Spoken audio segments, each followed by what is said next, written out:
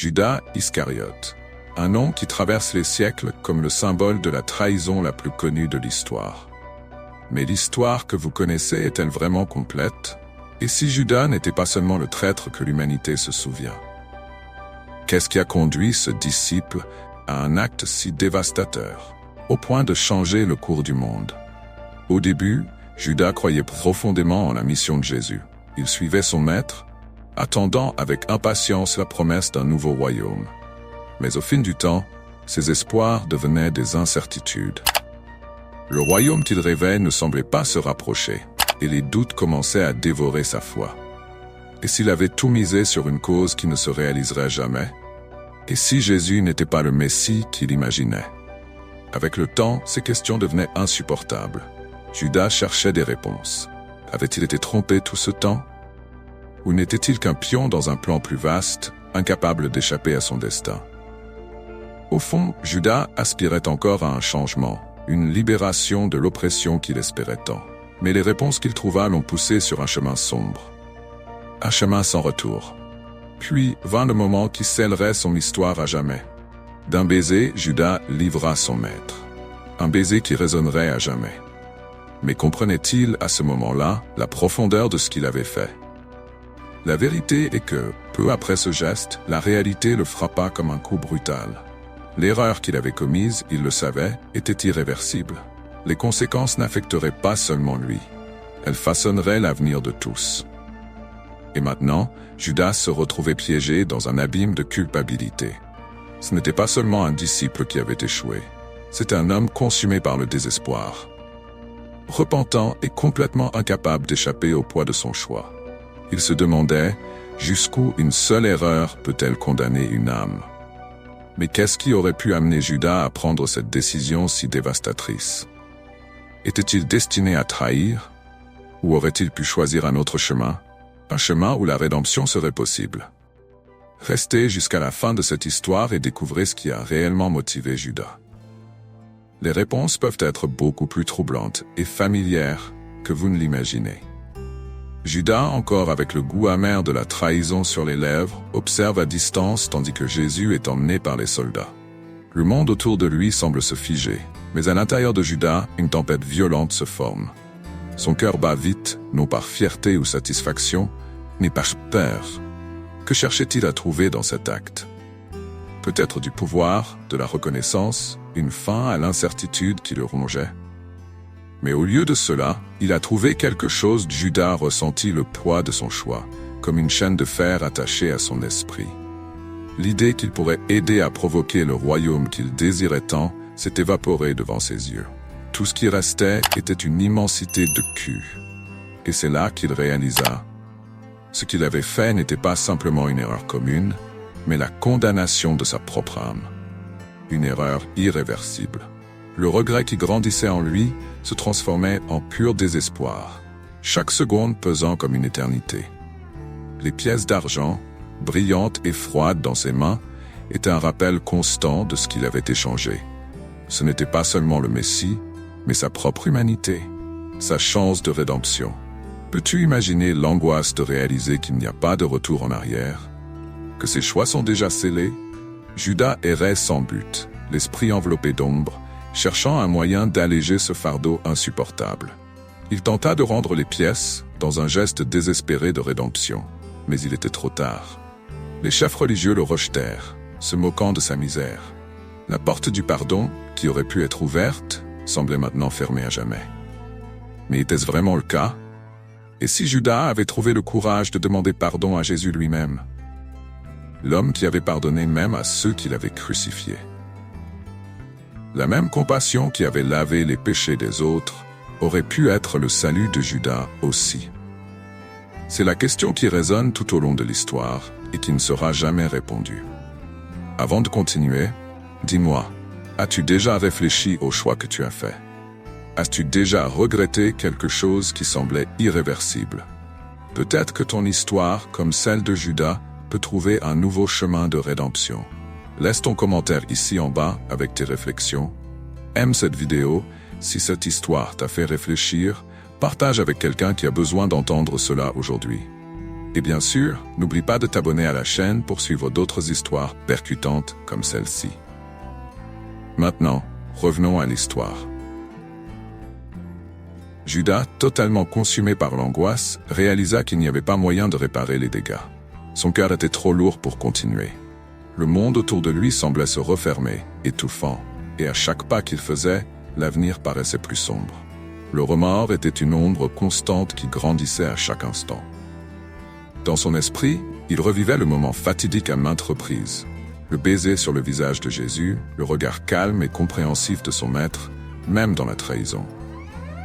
Cela le terrifiait. Comment quelqu'un pouvait-il pardonner avec un regard? Comment Jésus, même trahi, gardait-il cette sérénité? Judas ressentait le poids de ce regard plus que n'importe quelle pièce d'argent dans ses mains. C'était insupportable. Au final, Judas choisit ce que beaucoup considéreraient comme le chemin le plus désespéré. La tristesse et le regret le dévoraient de l'intérieur, comme une flamme qui ne pouvait être éteinte. Il croyait à tort qu'il n'y avait plus de salut pour lui, qu'il n'y avait plus de pardon. Et avec cette croyance, Judas prit une décision qui scellerait son destin, une fois pour toutes. Mais la question demeure. Et s'il avait attendu? La douleur qui consumait Judas était insupportable. Chaque fois qu'il fermait les yeux, le regard de Jésus, ce regard de compréhension d'une paix que Judas ne comprendrait jamais, le poursuivait. Ce n'était pas seulement la culpabilité de la trahison qui le rongeait, mais la sensation d'être totalement perdu, déconnecté de toute possibilité de rédemption. Le silence autour de lui semblait crier, et à l'intérieur, la voix de sa propre conscience le torturait sans relâche. Comment avait-il pu? Comment quelqu'un qui avait marché aux côtés du Messie avait-il pu choisir l'obscurité? L'angoisse était si suffocante que même l'air semblait lourd. Judas ne pouvait penser à d'autre échappatoire que de mettre fin à cette souffrance de la manière la plus tragique possible. Il sentait que la miséricorde de Dieu était hors de portée. Les minutes passaient, mais le désespoir était éternel. Et ainsi, Judas prit la décision finale. Au milieu de l'obscurité et du poids insupportable de son âme, il choisit de mettre fin à sa vie. Il croyait que le soulagement viendrait avec le silence éternel, qu'en mettant fin à son existence, il pourrait peut-être trouver un repos pour la culpabilité qui le dévorait. Mais à cet instant final, quelque chose aurait-il pu être différent? La douleur qu'il ressentait était réelle, le désespoir était véritable, mais n'y avait-il pas une chance de rédemption qu'il ne voyait simplement pas? Après tout, celui qui l'avait trahi, celui-là même qui avait regardé Judas avec compassion même au moment de la trahison, ne lui aurait-il pas également pardonné? Le mystère demeure. Et si Judas avait eu le courage d'attendre, d'affronter les conséquences de ses actes avec le cœur ouvert au pardon? Jésus, dans son agonie, avait même pardonné à ceux qui l'avaient crucifié. Que se serait-il passé si Judas avait attendu un peu plus longtemps pour chercher le pardon qu'il désirait tant, mais qu'il ne croyait pas mériter? Ce sont les questions qui persistent, alors que l'histoire suit son cours. Le nom de Judas est resté à jamais gravé dans l'histoire, comme le traître qui échangea son maître contre de l'argent. Mais pour chacun de nous, il reste la réflexion. Jusqu'où sommes-nous prêts à porter le poids de la culpabilité? Où sommes-nous prêts à chercher la rédemption, même lorsque tout semble perdu? Après tout, qu'est-ce qui nous empêche de chercher le pardon, si même celui qui a été trahi était prêt à offrir miséricorde? La décision finale de Judas nous laisse avec cette réflexion. Nos erreurs peuvent nous enfoncer, mais le pardon est toujours autour de nous, attendant d'être accepté. Le véritable mystère n'est pas de savoir si Judas aurait pu être pardonné, mais s'il aurait pu se pardonner lui-même. À la fin, Judas Iscariote nous laisse une leçon amère. Il n'a pas su attendre, n'a pas vu que la rédemption était à sa portée, et a laissé la culpabilité prendre le contrôle. Mais le destin de Judas ne doit pas être celui de chacun d'entre nous. Il y a toujours une issue, un chemin de retour, même lorsque tout semble perdu. Cette histoire n'est pas seulement sur la trahison, mais sur des choix. Des choix qui peuvent nous définir pour le bien ou pour le mal. Que feriez-vous si vous saviez que la rédemption est à votre portée, même après vos pires erreurs? Judas ne savait pas que son acte de désespoir serait rappelé pendant des siècles, gravé dans les mémoires comme la trahison la plus infâme de l'histoire. Mais tandis que son nom devenait synonyme de trahison, la douleur qu'il porta jusqu'à son dernier souffle était bien plus complexe que le simple poids de 30 pièces d'argent. En mettant fin à sa vie, Judas croyait se libérer.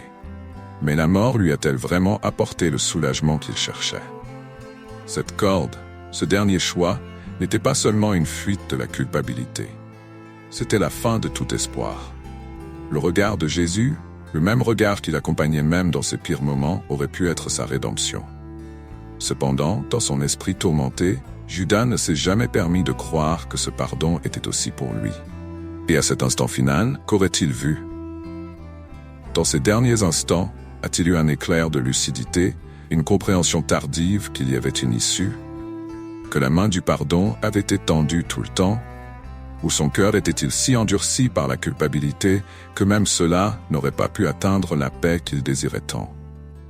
La véritable tragédie de Judas n'était pas seulement la trahison, c'était son incapacité à voir que la rédemption l'attendait. À chaque pas vers sa fin, il était aveugle à la seule chose qui pouvait le sauver. Le pardon inconditionnel que Jésus prêchait. Il est douloureux de penser que, alors que le monde verrait Judas comme le vilain, lui-même ne s'est jamais permis d'être autre chose. Dans son désespoir, il s'était déjà condamné avant même tout jugement divin. Mais que nous enseigne cette histoire? L'erreur de Judas fut de croire qu'il n'y avait plus de retour, que la gravité de sa trahison le plaçait hors de portée de toute rédemption. Et combien de fois, dans nos propres vies, ressentons-nous la même chose? Combien de fois le poids de nos propres erreurs semble-t-il si accablant que nous croyons qu'il n'y a plus de sortie? L'histoire de Judas est un rappel douloureux que parfois nous sommes nos propres geôliers, prisonniers de la culpabilité et du regret. Cependant, le mystère qui persiste est puissant. Pourquoi Judas n'a-t-il pas attendu? Pourquoi ne s'est-il pas permis de voir que Jésus lui-même, celui qui l'avait livré, mourait pour pardonner même les pires péchés? Le Messie que Judas avait trahi était prêt à pardonner même ceux qui l'avaient crucifié. Et si Judas avait vécu un jour de plus, peut-être aurait-il lui aussi connu cette grâce. L'angoisse finale de Judas est quelque chose que nous ne pouvons ignorer. Il a choisi la fin alors qu'il aurait peut-être pu choisir une nouvelle chance. Ce choix, ce poids que nous portons en suivant cette histoire, nous confond directement. Jusqu'à quel point sommes-nous prêts à nous noyer dans notre propre repentir? Et quand sommes-nous prêts à chercher un chemin de retour? Ressentez-vous son désespoir? La solitude de quelqu'un qui a vu le monde s'effondrer autour de lui, mais qui n'a jamais trouvé la force de tendre la main. Chaque détail de ce dernier moment est un mélange de peur et de tristesse, d'espoir qui ne s'est jamais réalisé. C'est un écho lointain qui résonne encore en nous, nous mettant au défi de réfléchir. Et s'il avait choisi d'attendre? La fin de l'histoire de Judas est tragique, mais son impact est loin d'être terminé. Pour nous, elle sert d'avertissement, un appel à ne jamais abandonner la possibilité de rédemption, peu importe à quel point elle peut sembler éloignée. Maintenant, imaginez le silence après la fin de Judas. Un silence oppressant, presque palpable. La corde oscillait encore lentement dans l'air, tandis que le monde continuait son cours, indifférent à la tragédie d'un homme consumé par la culpabilité. Pourtant, ce silence n'était pas la fin. Il était l'écho de quelque chose de bien plus profond. Et c'est dans cet écho que le véritable mystère se cache. Le ressentez-vous, le poids de tout ce qu'il a perdu? Judas était si près du pardon, mais en même temps si loin. La rédemption, qui semblait inaccessible, était à sa portée tout au long. Jésus, celui qui l'avait trahi, était à quelques jours d'accomplir le sacrifice qui laverait les péchés de l'humanité, même ceux de Judas. Mais il n'a pas attendu. Il s'est noyé dans le désespoir, croyant que son erreur était trop grande pour être pardonnée. Si seulement il avait résisté un jour de plus, juste un jour. S'il avait vu la résurrection. Ce qu'il croyait être la fin, la mort de son maître, était en réalité le début d'une nouvelle ère. Judas, aveuglé par la culpabilité, n'a pas vu que, en livrant Jésus, il faisait partie d'un plan bien plus vaste.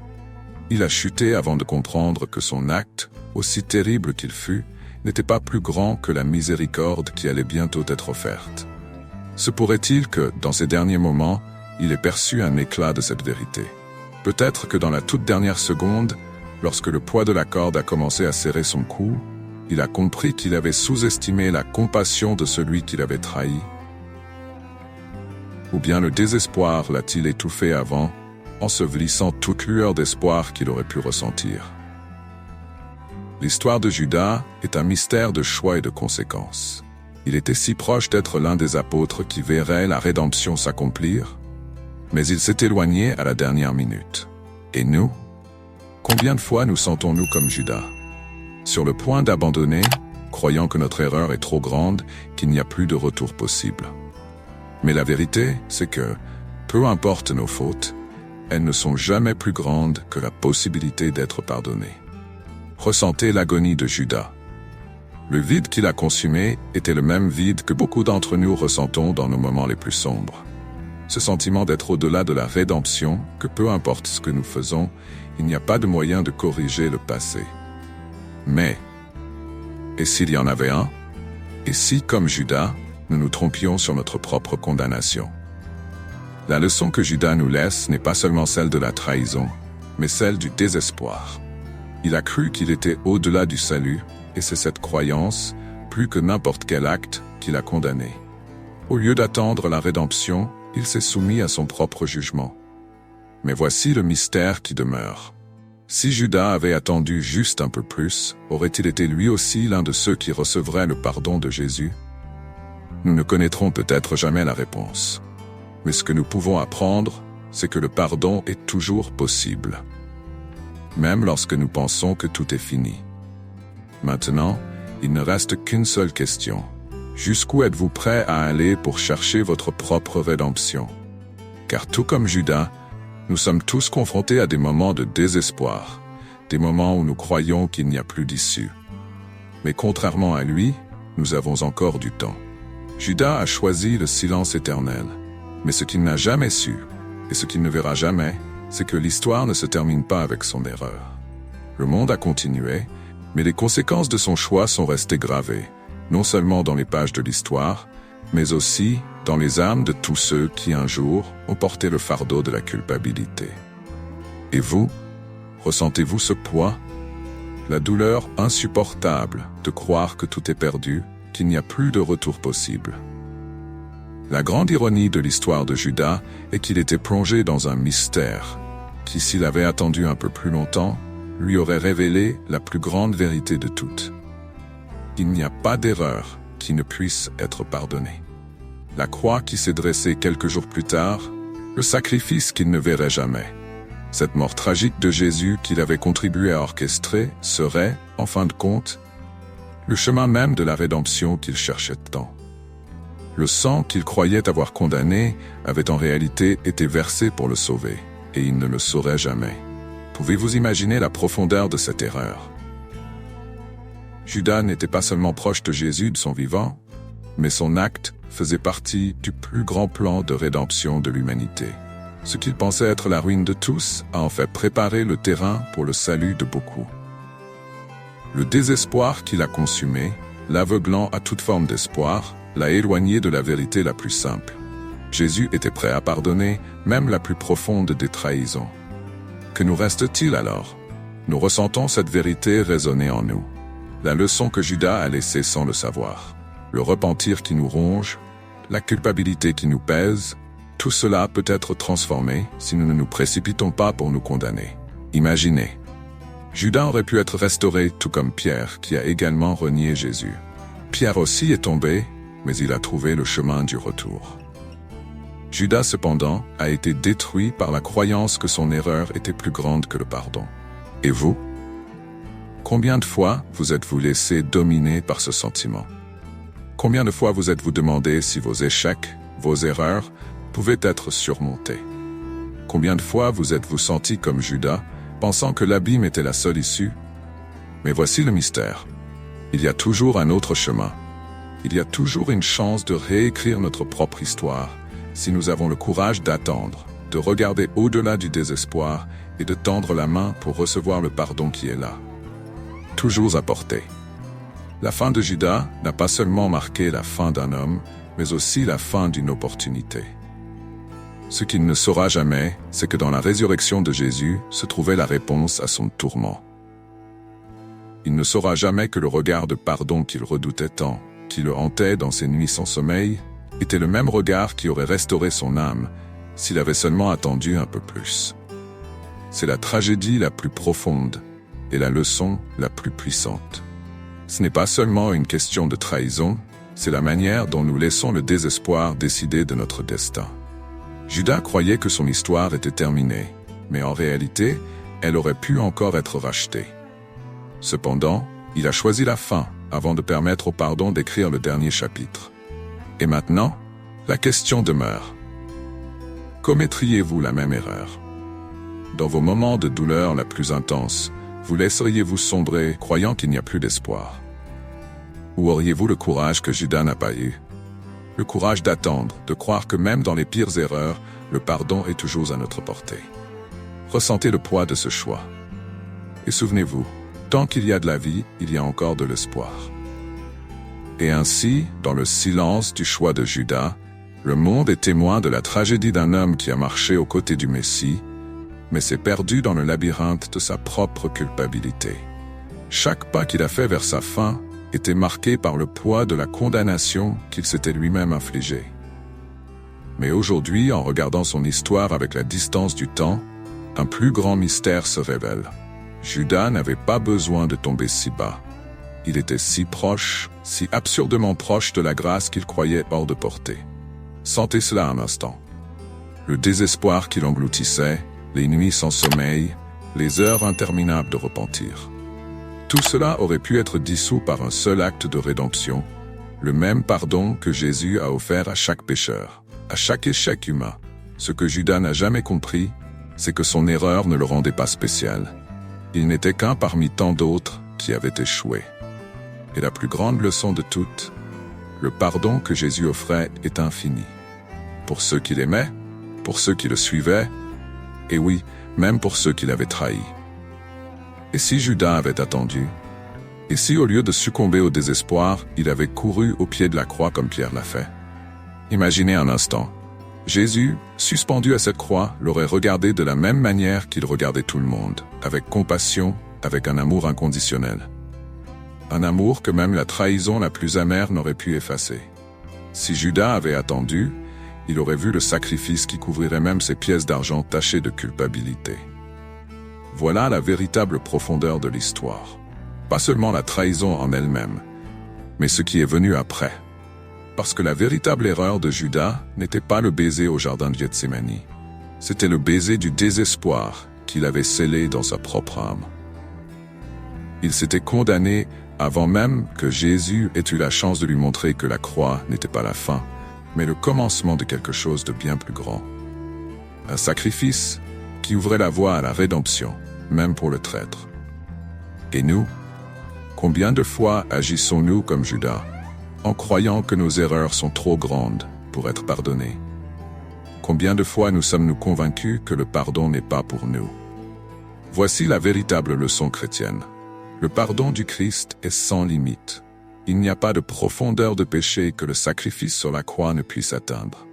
Judas a manqué cette vérité, mais vous n'avez pas à la manquer. Regardez la croix et comprenez. À ce moment-là, Jésus a pardonné à tous, même à ceux qui lui ont tourné le dos. Même à Judas, s'il s'était donné la chance de comprendre. C'est le mystère du pardon divin. Il n'a pas de limite. Il est offert librement à tous ceux qui veulent l'accepter. Alors, quand la culpabilité vous pèse, quand les erreurs du passé semblent insupportables, souvenez-vous, le sacrifice du Christ n'était pas seulement pour ceux qui l'ont suivi parfaitement. Il était pour ceux qui ont échoué, ceux qui ont trébuché, ceux qui se sont égarés. Il était pour Judas, il était pour moi, il était pour vous. Et maintenant, le choix vous appartient. Que ferez-vous de cela? Comme Judas, vous êtes face à un moment décisif. Allez-vous laisser la culpabilité vous entraîner dans l'abîme, ou aurez-vous le courage d'attendre, de chercher le pardon qui est déjà là, vous attendant? C'est la réflexion finale. Pas sur la trahison, mais sur l'espoir qui demeure. Parce qu'au contraire de Judas, nous avons encore du temps. Et tant qu'il y a du temps, il y a rédemption. Jésus est mort pour que vous n'ayez jamais à vous noyer dans le désespoir. Ne l'oubliez jamais. Si cette histoire vous a touché, si ce moment vous a fait réfléchir, laissez un commentaire. Partagez ce message avec quelqu'un qui a besoin d'un mot d'espoir aujourd'hui. Aimez la vidéo et abonnez-vous à la chaîne pour plus d'histoires comme celle-ci. Des histoires qui nous font réfléchir, qui nous connectent avec le plus profond de notre foi.